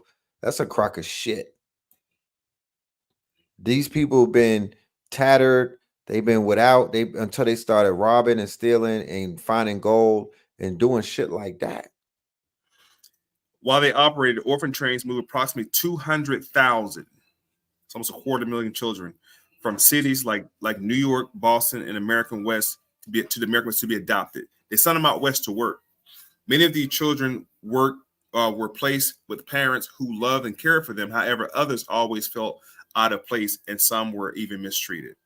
Now, out of this mistreatment of children, I want you guys to pay attention to the Black diaspora too. I don't want to move the needle towards the white diaspora, even though we're just showing you guys the vast difference between what was going on in that time frame. But the treatment of Black children in the late 1800s, early 1900s, particularly 1800s during slavery, that was known as the law that was passed to kind of allow the white women, the slave master wives, to mistreat those children, was known as the Casual Killing Act. And the Casual Killing Act was put in place to say if you were correcting the behavior of an enslaved person, you cause harm or malice, it would not be a felony. It won't be held against you because you was trying to fix their behavior. Right. Look at them. Look at them. They don't work. They sorry. They lazy. They need fixing. They busting slack. Got the hats turned backwards. Fix them. Oh, you shot one? It's okay. It's okay. We'll just go to civil court and give them some money and then move on. Trust me. No. Their families are poor. So we're going to give them $1 million lawsuit and then forget about them in 7 years. I promise you. And that's what's been happening. People like Ben Crump. I don't like him. Right. Yeah, but he's helping to fight. No, he's an ambulance chaser. And he's getting these Negroes to settle civil suits. I told y'all the two areas going to be political and social. Right. So Ben Crump comes in and go for a civil suit, and they never pursue legalities under human rights or just law. They never. None of these cases since Obama administration, we see brother and so many got killed under Obama. Oh man, crazy. Unlawfully unarmed Black men and women who were killed. You guys didn't see any remedies. Maybe one case where the cop got 5-6 years and he got out on good behavior in two situations, but nobody ever saw 20 years in prison, life sentences like your cousin them 40 50, drug charges got him 15 years. Right. For crack. I'm getting how many years? And these people are we got him on camera killing them. Like he said, nigga, why he squirrels the trigger? Here come Ben Crump. Let's get a civil suit going. Let's get some flyers made, a couple of t-shirts printed up. Okay. Let's march downtown in order. All right. And then let's get this $1 million lawsuit. Yeah, right, let's get a permit first. And then let's go march you guys down there. What they call photo ops. And from the photo ops, they could now extract grants, and they could now lean on corporate entities to get their money on the back end. It's all a hustle. It's all a racket. That's it. And you always see Ben Crump standing with the parents of the mother. Right. And what they're always doing, accepting the terms of an apology. Right. So they can get to the bag. In that lawsuit that they settled for, it's a gag order. Right. They can't. You haven't seen no Castile parents, the young man who got shot with the Skittles. You haven't seen none of their parents come forth with nothing else since then, have you? Not even a bio book, because they can't. The mother became elected official, Trayvon's mom's, but I seen her come and go. I didn't really see too much. I believe her name was Sabrina Fulton, but I haven't seen too much of her. You're not gonna see. Yeah, they neutralize you with that payoff. It's a gag order. Similar how they did with the slaves. They were insured, so when they killed them, they had a little bag for you. They had some coins for you. You feel me? They had some shekels of silver. Let me show you this real quick. Mm-hmm. I'm not sure. Are you familiar with the reparations Lincoln gave to plantation owners? Are you familiar with that? Yes, sir. Yep. The Emancipation Compensation Act. According to U.S. 62. Senate, the Civil War. So, this is called the it happened in 62. So this is 3 years before 65. This is about 4 years before Galveston, Texas. 5 years before Galveston, Texas. Only in D.C. though, nowhere else. Okay, so don't get it twisted. The Compensation and Emancipation Act becomes a law. This is a law. This has never been overturned, never been challenged by Thurgood Marshall. Nobody ever challenged this law. It's a law. It's on the books. Originally sponsored by Senator Henry Wilson of Massachusetts. We have not left that same area the whole conversation. The act freed slaves in the District of Columbia and compensated the owners for $300 per person. This was a manumission. This is what was put in place to encourage other states to let go of the idea of slavery, to try to swindle or pivot the South out of free labor. This was Lincoln's first option. Right. Lincoln said, well, maybe if I just persuaded the owners to give up their slaves and pay them for it, maybe they'll do it. Now, psychoneurosis, as I'm telling you this right now, our mind is swimming with white slave owners. No, these black folks got paid in this too. Black slave owners got paid in this too. I don't have time to get into it, but I promise you they got paid on it too. they got money also. Facts. The Compensation Act of 62. Hold on, I'm trying to find some information real quick. Right here. In the months following the enactment of law, Commissioner approved more than 930 petitions and granted freedom to 2,989 former slaves. So those 2,989 former slaves were set free prior to Galveston, Texas, prior to 65, prior to the Emancipation Proclamation. Already freed. But they were only freed in the District of Columbia. They can go where they wanted to go. Right. But places like Kentucky, Jersey, New York, Pennsylvania never had slaves. William Penn didn't play that. Those areas still had slavery going on. DC said, we don't have slavery no more. We're going to give each slave. Now, that $300 per person back then is almost like $6,000, $7,000 per person now. It's a few dollars. Right. So I wanted to just point that out real quick. Listen, brother, I got to get to wrap it up, man. We got to hop on here again. We're going to do a part 2. We're going to... Absolutely. We're gonna mark a part 2. Can I share this flyer? Is there any way to do that? Can you pull it up?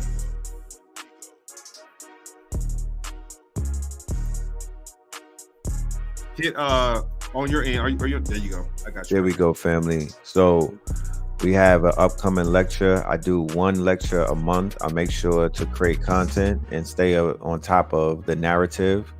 This month, we are doing a lecture entitled When in Rome. Woo. That's the series that me and Blue Pill started going all the way back to 2017 and whatnot. We've been doing When in Rome. So this is a narrative that we've been in front of. This is a quote unquote, I'm gonna pull it up again. This is a narrative that we've been on top of. And we continue to share with the family, things that are taking place. We have a special guest. And this one, for this demonstration, we have Vicky Dillard, who's going to be with us. We have a show with Vicky Dillard today on the channel at 4:00. If y'all want to be in the building, just make sure that you pull up and subscribe. And you'll be there on Know the Ledger when we have Vicky Dillard in the building. And this is on Sunday. Me, Blue Pill, and Vicky Dilla. It starts at 8 p.m. Eastern. It'll probably go into midnight. You know how we give it up. It'll be recorded, and it'll definitely be When is this? available. This is on this Sunday coming up. Sunday, June the I might have to 30th. come through, man. I might have to come Right. through. And Love on that one. I like this. yeah, I'll drop the link in the chat. You could read about the event. We talk about key topics. We're going through a lot right here. So we give you a breakdown on how extensive this demonstration is going to be for those that like to read and whatnot. And when you see us today on the YouTube and when you see us in the lecture, you'll get what you came for. You know what I mean? Lit. Yeah. Lit. Yeah. Hey man, I'll tell y'all something. If y'all enjoyed any parts of this day, because I know I definitely enjoyed it. I'm a master student myself, and the brother they put me on some shit I had no idea about. I'm taking notes and everything, so I'm gonna go back and do some more digging. Definitely had my mind blown today. Shouts out to Crom in the building. My guy Red Pill, Mystic Philly, hit that cash app. Cause listen, here's what I say, man. I don't hop on social media nowhere and solicit for money or whatever the case is. But at the same time, I know we got 500 plus people watching this joint. I know it's going to do probably 3,000 or 4,000 views easy the next couple of days. So you guys are going to hear this and see this later. A lot of you guys went to college and you paid thousands of dollars for college. And I'm pretty sure the shit we talked about in these past 3 hours, you didn't get it in college. So if you paid them, pay us. That part. Okay. Brother took time out of his day, and so did I. Time is money, money is time. I don't mind doing this. Crom, no. My first time on a platform with the good brother, but Crom, no. I can talk for 2 days straight and run y'all in circles because it's so much information. Right. It's so much information, and we have to retell it and tie it together for you guys to get it. Now, I know my master students understand it. I know my disciples understand what's going on. But this information today we gave y'all about 1,000 years of history. Yeah. We went to Europe, came back to America, went back to Europe, came back to America, went back to Spain, came back to America. Like we did the whole Atlantic slave trade with y'all the whole time, showing y'all, giving y'all names, dates, people, and locations. So again, drop some in the collection plate on your way out the door. We appreciate y'all. Good brother Red Pill. Tap in 4:00 with them today. Did you share the link in the joint? I did. I'm gonna share one more again. You know what I mean? For the family. I can tap in with us. Tap in with the family. We're gonna be doing. We're gonna make a classic this Sunday. That's all I know. It's gonna be major. Yeah, we're gonna continue to burn down Babylon. I look forward to a part 2. Like the God was saying, this wasn't even planned. This was organic, but it's always, or when it's organic, it's always it works for me because it's natural. It's that's the ancestors working. Absolutely. And like the brother said, I could do this, but can y'all do it? You know what I mean? Can y'all do it? Because we gonna do our part, and the only thing that y'all have to do is your part. And that is just give us the appreciation as the teachers. We don't need self-aggrandizing. We don't need our egos to get fluffed up. Right. We just need to be compensated for our time. You know what I mean? Because time is money. And, we are businessmen. You know what I'm talking about? And the game is to be sold, but we are not selling it. We are giving you the game. We gave him a whole bunch of information. Like, If what we talked about today was in a book and published and required for a class for you, you would pay $200-300 for this book to sit in class, and then pay for the class, and then pay the university for being there on their campus. But from the comfort of your home or workplace, or wherever you are, on your phone or your laptop, you had a chance to hear 3 hours of unsubscribed, unsolicited, uncoerced, organic information about you and who you are, where you come from, who you belong to. Whether you choose to believe it or not, that's on you. And before I go, like I always tell y'all, a lot of new people on here that I'm not too familiar with, but I'm not here to convince or persuade anybody. It's just information. Dr. Booker T. Coleman said that a long time ago. It's just information. Do your own research. Then it becomes something you know, not something you heard. Stop repeating what you heard. If you say it around me, I'm going to challenge it. And I'm going to challenge it out of love. But I'm definitely going to challenge it. So we thank Allah for the good brother Red Pill for even being on the platform today. Shouts to Chrome TV one more time for tapping in with us. Again, people, there's the Cash App right there in front of you guys. If you like what you've seen, like, subscribe, comment, blow it up. Let everybody know what time it is. For my Mexicans out there, you know what I mean? Gatos Locos and my Mexican, my Chicanos and things of that nature. You feel me? Yeah, we definitely learned some things about the history. We would encourage y'all, instead of being mad at Kendrick Lamar or feeling a kind of way, or, you know, even whatever your discrepancies may be, we would encourage y'all to just be in class more. It's time to learn first. Let's not put the cart before the horse. The correction needs to get made in the history.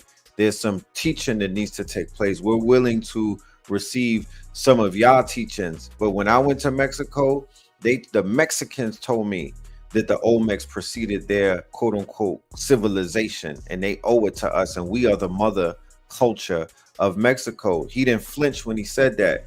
So I want the rest of the Mexicans who do business with us and who are amongst us and who feed and who benefit off of our culture, because y'all are out there rapping. Y'all are out there participating in hip hop. This is our cultural expression. We want y'all to, you know, give us the benefit of the doubt. Let us clean up our house. Let us get on those stages and get us right.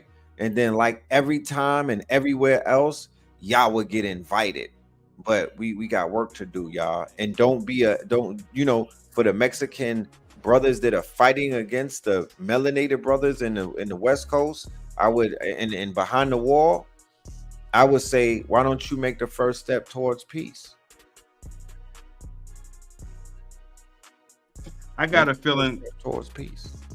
I agree with you saying, but I got a feeling that there's a lot of old heads behind the curtain, of course, that probably benefit more from them being at odds than them being at peace. So beware them old heads too, man, behind the scenes. Because I heard a brother say, even with the American history, if you look at all the wars and fighting in America we've done overseas, wherever the case is, war is an old man's game who put young people on the front line. A bunch of old men in suits. Yes. Elders for council, youth for war.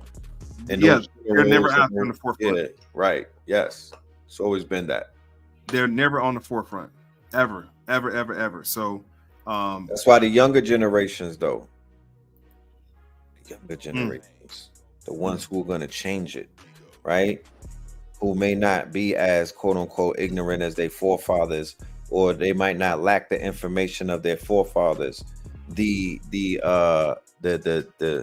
thread or the throughway with the Mexicans is the Indian.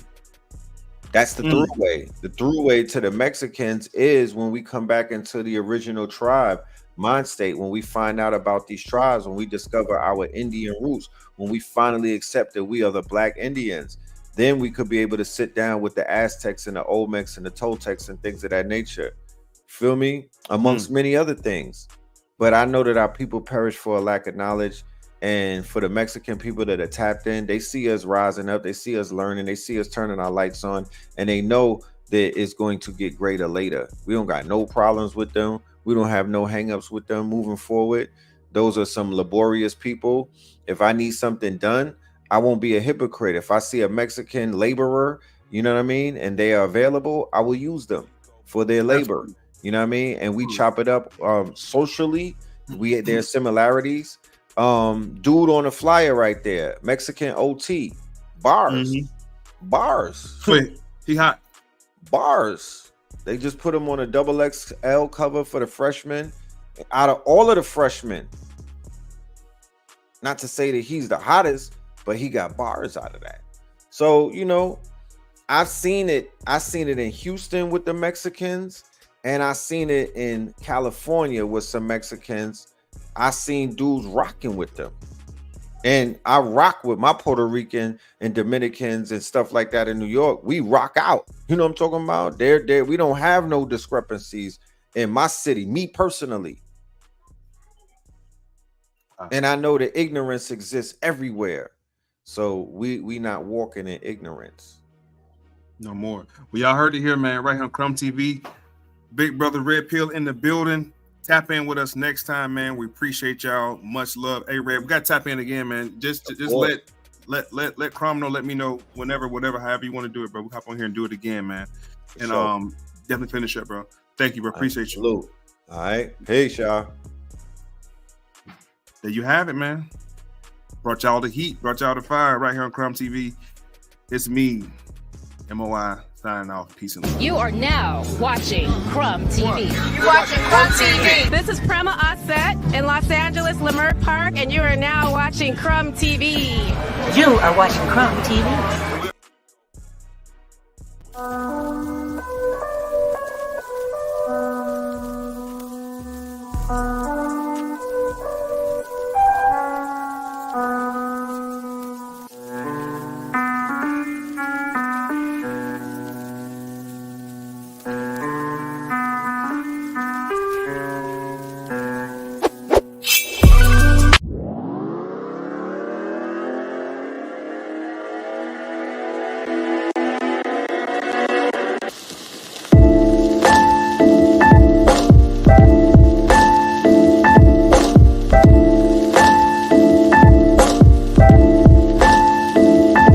Check. The grills in my mouth double as a freeze. The grills